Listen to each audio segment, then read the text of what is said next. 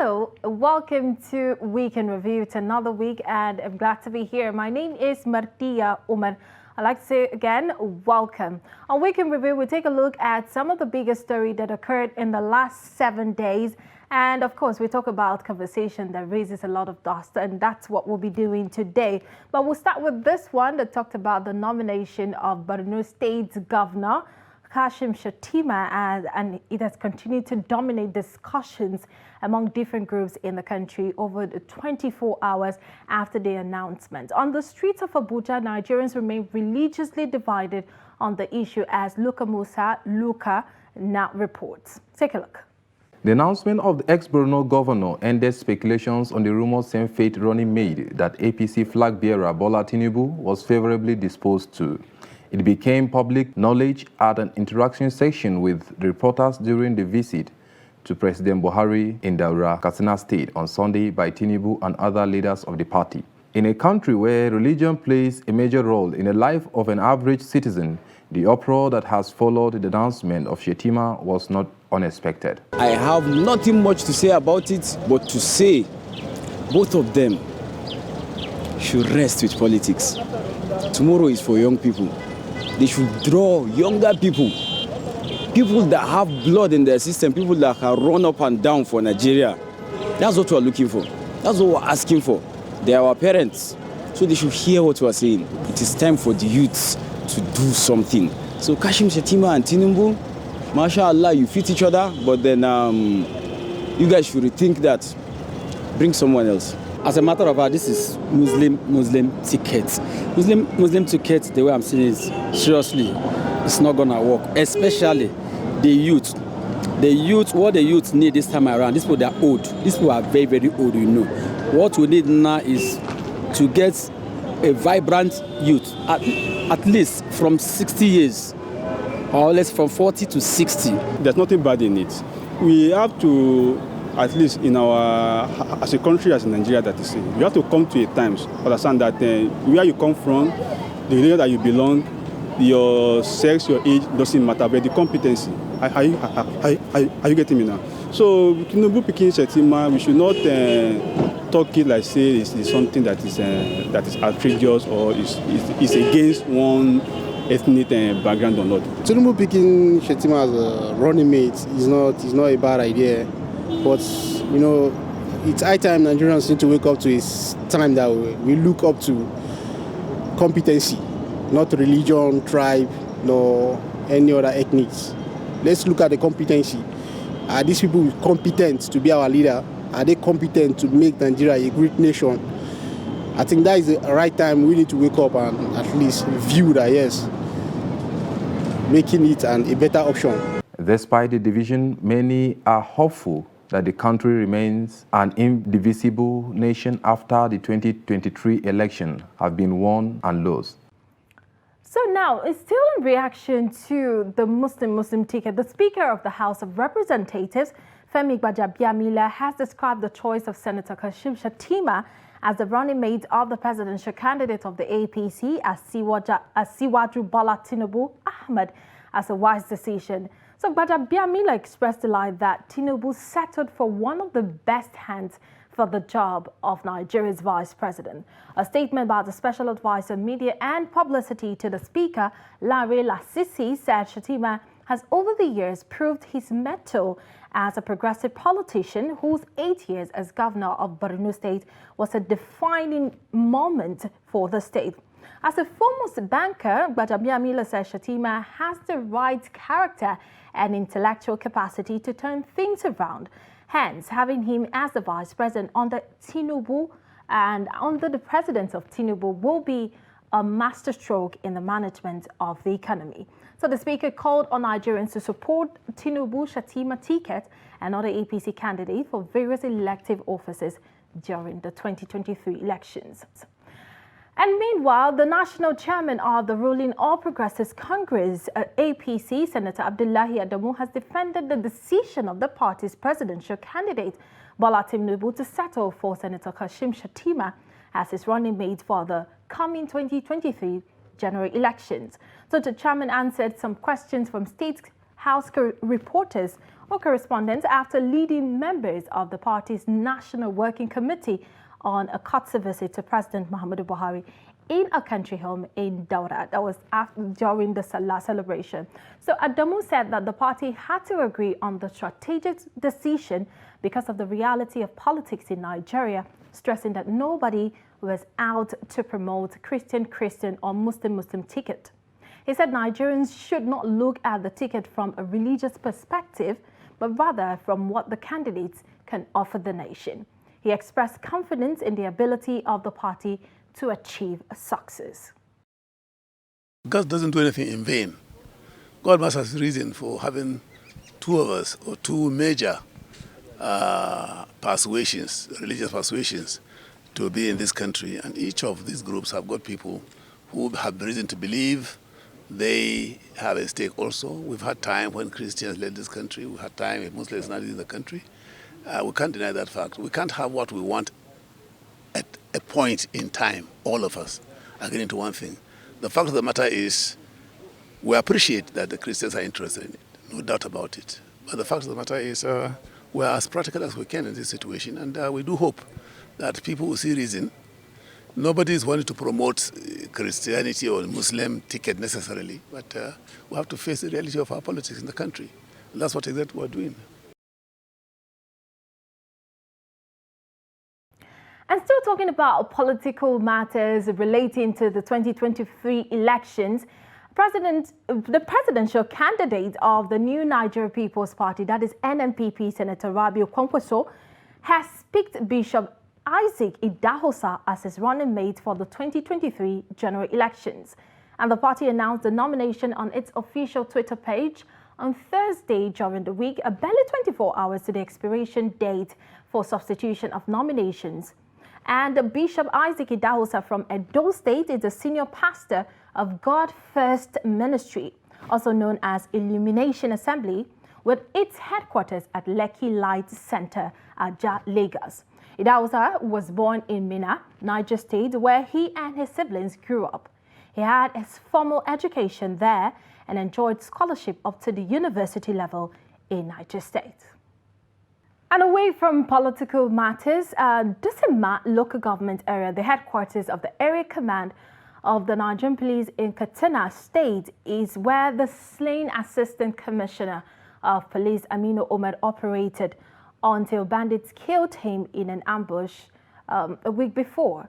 And the brave ACP fought hard to contain the incessant killings, rustling of animals and kidnappings with the total support of residents of Disima and other local government areas. There is no doubt people of the area enjoyed the gallantry and outstanding display of hard work and commitment of the police officer during his lifetime. ACP Aminu Omar paid the supreme price in active service trying to protect people's lives and property within the jurisdiction of Duzima Area Command of the Nigeria Police Force. People here are saying they are finding it very difficult to put the unfortunate event that led to the killing of the police officer behind them. This is because before his death, he stood firm in protecting the area from incessant terrorist attacks. The killing of ACP Aminu Omar keeps reminding me of the assassination of some northern leaders during 1966 coup. If anybody in this area tells you he is now sleeping with his two eyes closed since the unfortunate event, he is lying. Bakin gwargwado area command yana kokari wajen dakile 'yan ta'adda. The role played by the late area commander in the protection of lives and property in the insecurity-prone local government would remain indelible in our minds. He was so much committed to the restoration of peace and tranquility in the area. The people are in despair and are wondering why the fight against terrorism is taking this long to accomplish. Plagued by the activities of terrorists, the residents of Duzima, Kurifi, Safana, Damusa, Kankara, Batsari, and Jibia local government areas now live in fear and uncertainty now that the police officer is no more. To the people in areas affected by insecurity, ACP Aminu Umar is equal to none. May his soul rest in Al-Jannah Firdausi. Amen. Barely a week after the killing of the police officer, bandits and other criminal elements have taken over total control of the insecurity-prone local governments, forcing farming communities to halt, even at the height of rainy season in Katsina State. This is why they are appealing for a more holistic approach to deal with the terrorists and their collaborators, saying enough is enough. We are still mourning the demise of the gallant police officer. To the people of Dusama and the environs, we are in trouble because the fragile security situation has totally collapsed since the very day the area commander was killed. Many of these impoverished villagers are saying hunger and poverty are taking a toll on the local communities, and they can neither farm nor go to markets to earn a means of livelihood. Security of lives and property in the frontline local government is no longer guaranteed, as hundreds of thousands have been displaced, dozens killed, millions of animals rustled, and property worth billions of naira destroyed. Abdullahi Ismayamadi, Trust Television News, Katsina. And you're watching Week in Review on Trust Television. More stories after the break. Stay with us.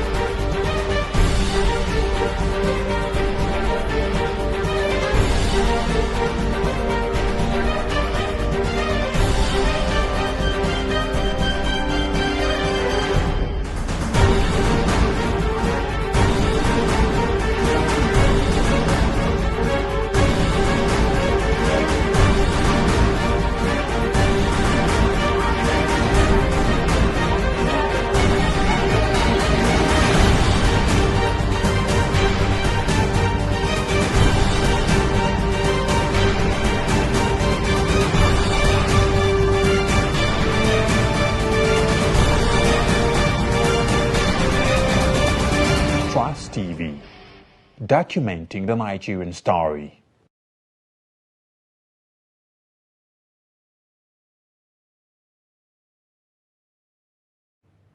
Welcome back and thank you for staying with us. You're still watching Week in Review on Trust Television. And moving on to more updates, the Nigeria's solar companies are seeking a surge in demand for mini-grids and equipment as businesses in Africa's biggest oil producer look for alternative power sources after the cost of diesel soared locally due to rising global oil prices. And according to Reuters, supply constraints could hamper solar companies' ability to capitalize on the trend, with some saying they have begun to turn away customers because they are unable to meet demand. Nigeria, with a population of more than 200 million people, has installed electricity capacity of 12,500 megawatts, but the national grid only provides 4,000 megawatts at peak, and leaving businesses and citizens heavily reliant on diesel-powered generators. And moving to Osun State, during the week, property owners whose buildings were demolished by Osun State government during road construction 9 years ago barricaded the entrance of the Osun State government house in Osogbo, the state capital, to demand their compensation. And the aggrieved property owners said that the protest became their last resort as the state's governor, Adigboyega Oyetola, failed to fulfill his promise to compensate them. Hamid Oyegbade filed in this report. Over 600 shops and houses located along Old Garage, MDS Market and Fakunle areas in Oshogbo, Osun State capital, were demolished by the state government in 2013 to make way for construction. It was during the administration of former Governor Rauf Agberebeshola, who is now the Minister of Interior. Officials of the Ministry of Lands and Physical Planning carried out enumeration and valuation of the affected properties and commenced the process for payment of compensation to the owners of the buildings, but they were not paid till the end of Aregbesolah's administration. The incumbent governor, Adegboyega Oyetola, who was Aregbesolah's chief of staff, assured those affected that they will be paid, but he is yet to fulfill his promise. Speaking on behalf of others, Alhaja Shola Adefunke said many of the landlords have died while many are sick and need money for treatment. She appealed to the governor to pay them without further delay. We are here to demand our compensation. Before the demolition, they carried out valuation and promised to pay us, but they didn't. Aregbesola begged us and assured us that he would pay, but he deceived us.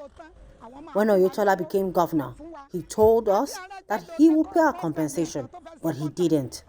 That's why we are here today. Another property owner, Mrs. Funke Afolabi, said the businesses of the affected property owners suffer serious setback, adding that they are yet to recover. We are here today to complain to our government that he should pay our compensation. Since 2013 that they've demolished our shop, we have been waiting long enough that they should pay our money. We heard that they have made payment for Ayeto Road to Old Garage, that MDS was excluded, and we want our whole money to be approved before this election, and they should pay our own money. Similarly, Ahmed Adedogun called on the state government to release their compensation money, as many of them are old and need help to survive. That's 2013. The government demolished our shops and houses since 2013. The former governor, Rafiu Aregbesola, promised to pay our compensation, but he didn't. His successor, Governor Oyetola, assured us that he will pay the compensation. He signed checks for payment of some people around the areas of Ayetoro and excluded those of us at Old Garage, MDS, and Fakunle Axis. We want the government to pay our compensation without further delay. The Commissioner for Information in the state and his Works and Transportation counterpart, Remi Omowaye, assured that the compensation will be paid in full and appealed to the affected property owners to be patient with the state government. And to matters of insecurity, the insecurity in some parts of the country has been identified as a threat to the success of the mock census of the National Population Commission. The executive chairman of the commission disclosed this while answering questions during a press briefing in Bauchi. Adamu Imam has more details. National Population Commission says the exercise conducted across selected states in the nation is a success despite the challenges encountered. The chairman was represented by the Federal Commissioner Bauchi State Ibrahim Darazo. The commission also acknowledged that it was unable to reach two local council areas of Benengwari and Abadam in Borno State due to security threat. Some of our activities have started yielding results. The activities we have been making in collaboration with the final census has started yielding results. What are the results? Many. One of them is we have now discovered that we have not been able to reach two local governments. So it's left for us to sit down and then see how we will do that before the final. On the closeness of the main exercise with the 2023 general elections, Darazo explained that the commission has no hand in fixing the date for the conduct of the main census, adding that the result will not be tampered with. This census was not approved by our commission. The National Council of State, under the chairmanship of the President of the Federal Republic of Nigeria, met and they scrutinized all the proposed dates we gave them, and they came up with this period.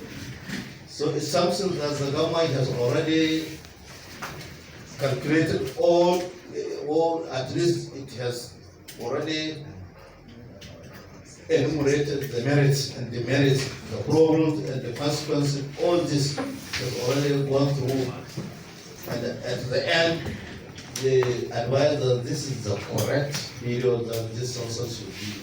According to them, the test trial will commence in 9 local government areas, with 3 each from the 3 senatorial districts. Adam Imam, Trust TV News, Bauchi. Terrorist attacks bearing the hallmark of national and trans-border insurgents have increased in frequency in the last few months. Despite looking overwhelmed at times, the armed forces of Nigeria has worked tirelessly to enhance its combat effectiveness, operational capability, and training necessary to eliminate threats in synergy with other institutions and nations. It will be part of our duty to confront these terrorists and insurgents and wipe them off the face of the earth. The president is resolved that his government will continue to provide the needed support required to wipe out terrorists and insurgents, but he stresses that combating prevalent security threats effectively demands that African countries must continue to work together at all levels.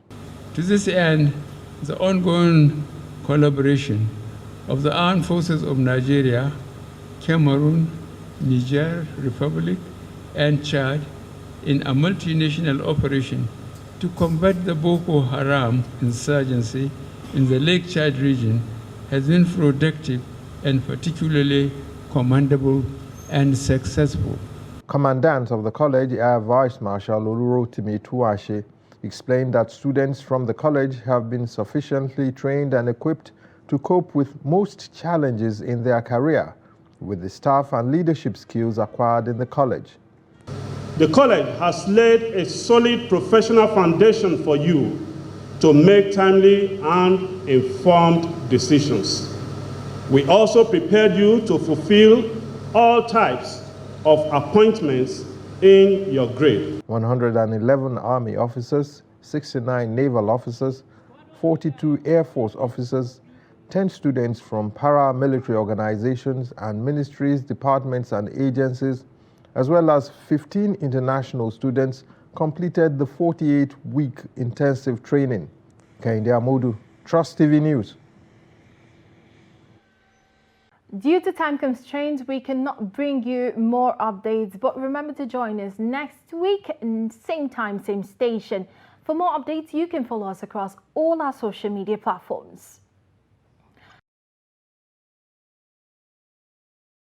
I am Martia Umar. Thank you for watching and stay tuned.